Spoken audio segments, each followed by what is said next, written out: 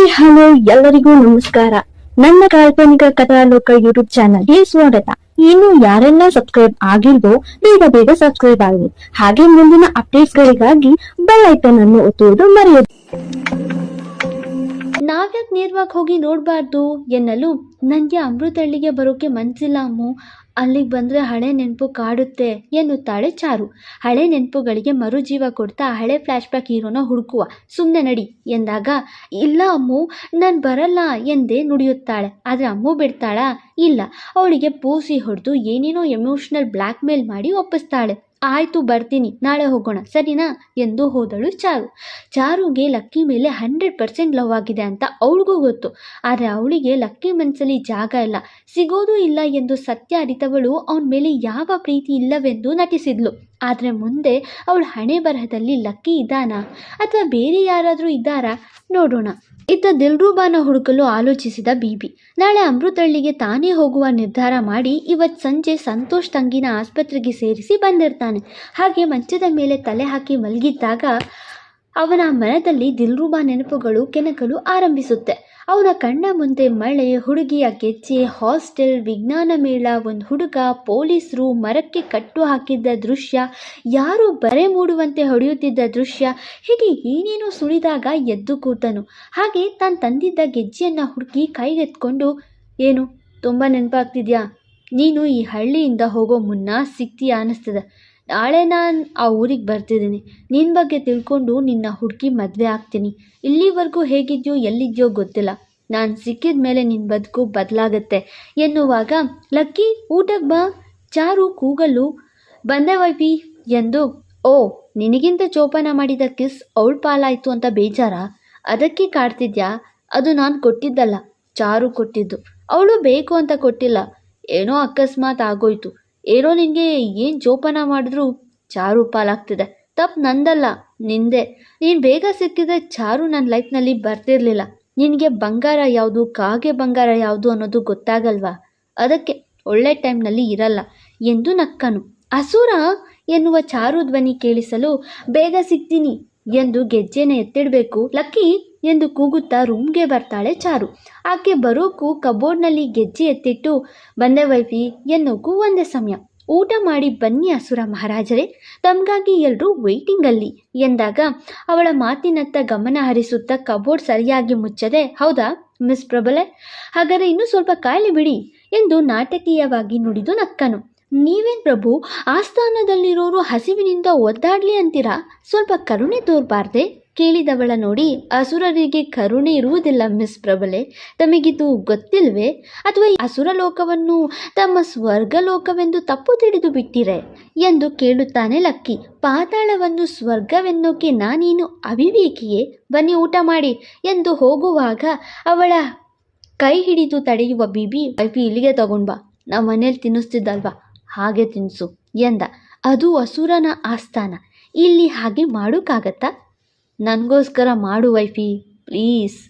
ಅಸುರ ಅದೆಲ್ಲ ಎನ್ನುವಾಗಲೇ ಅಲ್ಲಿಗೆ ಬರುವ ಸಾನ್ವಿ, ದಚ್ಚು ಮಾವ ಬೇಗ ಬಾ ಊಟಕ್ಕೆ ಪ್ಲೀಸ್ ಮಾವ ಎಂದು ಅವನ ಕೈ ಹಿಡಿದು ಎಳೆದಾಗ ಚಾರು ಮುಖ ನೋಡಿ, ಆಗಲ್ವಾ ವೈಫಿ ಎಂದು ಕೇಳಿದ. ಎಲ್ಲರೂ ಕಾಯ್ತಿದ್ದಾರೆ ಅಸುರ ಎಂದು ಸನ್ನೆ ಮಾಡಿದ್ಲು. ಸ್ವಲ್ಪ ಸಿಟ್ಟಾದ. ಕೋತಿಮರಿ ನಡಿ, ನೀನೇ ಸರಿ ಎಂದ್ಕೊಂಡು ಹೋದ. ಈ ಅಸುರನಿಗೆ ಈ ನಡುವೆ ಮಾತಿಗೂ ಸಿಗ್ಬರುತ್ತೆ. ನಾನೇನು ಮಾಡಲಿ? ಹೇಗೆಲ್ಲರೂ ಮುಂದೆ ತಿನ್ಸೋಕ್ಕಾಗತ್ತೆ? ಅಲ್ಲಿಂದ ಊಟ ತಂದು ಇಲ್ಲಿ ಹೇಗೆ ತಿನ್ಸೋದು? ನನ್ನ ಕರ್ಮ ಎಂದ್ಕೊಂಡು ಹೋದ್ಲು.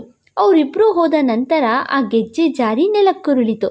ಚಾರು ತಿನ್ನಿಸ್ಲಿಲ್ಲ ಅಂತ ಮುಂಚಲ್ಲೇ ಅಲ್ಪ ಸ್ವಲ್ಪ ಊಟ ಮಾಡಿ ಕೋತಿಮರಿ ಜೊತೆ ಸಮಯ ಕಳೆದು ರೂಮಿಗೆ ಬಂದು ಮಲಗಿದ.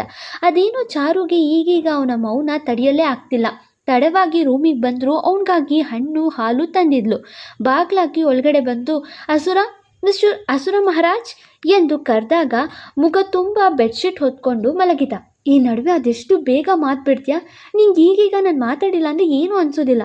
ಆದರೆ ಏನು ಮಾಡೋಣ, ನನಗೆ ಅನ್ಸೋಕೆ ಶುರುವಾಗಿದೆ, ಎದ್ದೇಳು ಎಂದು ಬೆಡ್ಶೀಟ್ ಎಳೆದು ಬಿಸಾಕಿದ್ಲು. ನಿದ್ದೆ ಮಾಡೋಕೆ ಬಿಡು, ಮೊನ್ನೆಯಿಂದ ನಿದ್ದೆನೇ ಇಲ್ಲ ಎಂದಾಗ ಅವನ ಕಿವಿಯಲ್ಲಿ, ಸಾರಿ ಅಸುರ, ಎಲ್ಲರೂ ಮುಂದೆ ತಿನ್ಸೋಕ್ಕಾಗಲಿಲ್ಲ, ಅದಕ್ಕೆ ಹಣ್ಣು ಹಾಲು ತಂದಿದ್ದೀನಿ, ನಾನೇ ನನ್ನ ಕೈಯಾರೆ ಕುಡಿಸಿ ತಿನ್ನಿಸ್ತೀನಿ, ಓಕೆನಾ ಎನ್ನಲು ಗುಳಿಕೆನ್ನೆ ತೋರಿದ. ಹಾಗೆ ಎದ್ದವ, ದಿನ ತಿನ್ನಿಸ್ಬೇಕು ಎಂದ. ನಿನ್ನ ದಿಲ್ರುಬ ಸಿಗೋ ತನಕ ತಿನ್ನಿಸ್ತೀನಿ ಎಂದಳು. ಯಾಕೋ ಅವನಿಗೆ ಬೇಜಾರಾಯಿತು. ಮಂಕಾದ. ಇನ್ನು 50 ದಿನ ಇದೆ ಅಸುರ ಎಂದಾಗ ನಕ್ಕನು. ಹಾಗೆ ಆ್ಯಪಲ್ ಹಚ್ಚಿ ಕಿತ್ಲೆ ಬಿಡಿಸುತ್ತಾ ಅವನ ಪಕ್ಕ ಕೂತು ಒಂದೊಂದೇ ಬಾಯಿಗಿಡಲು ಖುಷಿಯಾಗಿ ತಿಂತಾನೆ. ಹಾಗೆ ತರಲೆ ಮುಂದುವರಿಸುತ್ತಾ ಅವಳಿಗೂ ತಿನ್ನಿಸಿ ಇಬ್ಬರು ಮಲಗ್ತಾರೆ. ಅವನಿಗೂ ಅವಳನ್ನು ಬಿಡೋ ಮನಸ್ಸಿಲ್ಲ. ಆದರೆ ಬೇರೆ ದಾರಿ ಇಲ್ಲ. ಅವಳಿಗೆ ಅವನ ಬಳಿ ತನ್ನ ಭಾವನೆ ಹೇಳ್ಕೊಳ್ಳಲು ಆಗ್ತಿಲ್ಲ. ದಿಲ್ರುಬಾ ಅಡ್ಡ. ಮುಂಜಾನೆ ಚಾರು ಮನೆ ಮುಂಭಾಗದಲ್ಲಿ ಬೆಳೆದಿದ್ದ ಹೂ ಕೀಳುತ್ತಾ ನಿಂತಿರುವಾಗ ಬರುವ ಸಾನ್ವಿ, ಚಾರು, ದಚ್ಚು ಮಾವ ಸ್ನಾನದ ಮನೆಯಲ್ಲಿ ಕಾಲು ಜಾರಿ ಬಿದ್ರಂತೆ, ಬೆನ್ನಿಗೆ ಏಟಾಗಿದೆ, ನಾನೇ ಮುಲಾಮ್ ಹಚ್ಚೋಕೆ ಹೋದೆ, ಅವ್ರು ನಿನ್ನ ಕರೆದ್ರು, ಹೋಗಿ ನೋಡು ಎನ್ನಲು ಲಕ್ಕಿಗೇನಾಯ್ತು ಎಂದು ಚಾರು ಓಡಿದ್ಲು. ಅವಳು ಓಡೋದನ್ನೇ ನೋಡುವ ಸಾನ್ವಿ, ಹೋಗು ಹೋಗು, ನಿನ್ನ ಸಂತೋಷ್ ಜೊತೆ ನೋಡಿ ದಚ್ಚು ಮಾವ ಕೋಪ ಮಾಡ್ಕೊಳ್ಳೋ ಹಾಗೆ ಮಸ್ತ್ ಪ್ಲ್ಯಾನ್ ಮಾಡಿದ್ದೀನಿ, ಈ ಸತಿ ಇದೆ ನಿನಗೆ ಎಂದ್ಕೊಂಡು ನಕ್ಕಳು. ರೂಮಿಗೆ ಬಂದು ನೋಡಿದಾಗ ಬೆನ್ನು ತೋರುತ್ತಾ ಮಲಗಿದ್ದ. ಅವನ ಬೆನ್ನಿಗೆ ಮುಲಾಮು ಹಚ್ಚೋಕ್ಕೆ ಶುರು ಮಾಡ್ತಾಳೆ ಹುಡುಗಿ. ತುಂಬ ನೋಯ್ತಿದ್ಯಾ ಕೇಳಿದವಳಿಗೆ. ತುಂಬ ಎಂದನವ. ಈಗ ನಾನು ಪೇಯ್ನ್ ರಿಲೀಫ್ ಹಚ್ಚಿದ್ದೀನಿ ಅಲ್ವಾ, ಎಲ್ಲ ಸರಿ ಹೋಗುತ್ತೆ ಎಂದಳು. ನಿನ್ನ ಕೈನಲ್ಲಿ ಏನೋ ಮ್ಯಾಜಿಕ್ ಇದೆ, ಈಗ ಅದೆಷ್ಟು ರಿಲೀಫ್ ಆಗ್ತಿದೆ ಗೊತ್ತಾ ಎಂದವನ ಕಿವಿಯಲ್ಲಿ. ಹಾಗಾದರೆ ಇದೇ ಥರ ಹಚ್ತಾನೆ ಇರಬೇಕಾ PT ಮೇಷ್ಟ್ರೆ ಎಂದಳು. ಅವನಿಗೆ ಈ ರೀತಿ ಚಾರು ಮಾತಾಡೋದಿಲ್ವಲ್ಲ ಎನಿಸಿತ್ತು. ಹಾಗೆ ಹಿಂದಕ್ಕೆ ತಿರುಗಿದ. ಅವನ ಬೆನ್ನಿಗೆ ಮುಲಾಮು ಹಚ್ತಿದ್ದ ಅಮ್ಮು ಹಿಡಿತ ತಪ್ಪಿ ಅವನ ಮೇಲೆ ವಾಲಿದ್ಲು. PT ಮೇಷ್ಟ್ರು ಹಾರ್ಟು ನಮ್ಮ ಹುಡುಗಿಗೆ ವಿಶಿಲ್ ಹಾಕೋ ರೀತಿ ಬಡ್ಕೊಳ್ತಿತ್ತು. Just connect company scheme Santu ಬಳಿ ಕನೆಕ್ಟ್ ಆಗೋಕ್ಕೆ ಹೆಲ್ಪ್ ಮಾಡಿದಂತೆ ನಗುತ್ತಿದ್ಲು ಅಮ್ಮು. ಏನ್ರಿ ನೀವಾ ಬಾಯಿ ಬಿಟ್ಟು ನೋಡುತ್ತಾ ಕೇಳಿದ.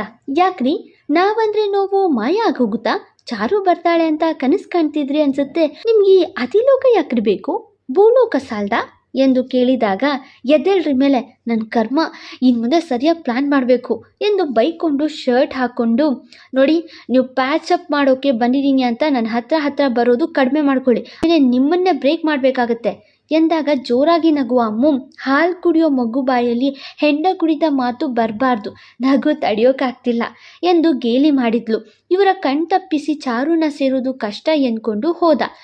ಚಾರು, ಏಟಾಗಿರೋದು ಲಕ್ಕಿಗಲ್ಲ ಸಂತೋಷ್ಗೆ, ನಾನು ನೋಡ್ತೀನಿ, ನೀನು ಹೋಗಿ ಲಕ್ಕಿನ ನೋಡು, ನಾನು ಹೇಳಿದ್ದು ಗೊತ್ತಾಗುತ್ತೆ ಎಂದು ಚಾರು ದಿಕ್ಕನ್ನು ಬದಲಿಸಿದ ಅಮ್ಮು ತನ್ನ ಜಾಣತನವನ್ನು ನೆನೆದು ಹಾಗೆ ಸಾನ್ವಿ ಮೇಲೆ ಕಣ್ಣಿಡಬೇಕು ಅಂದ್ಕೊಂಡ್ಳು.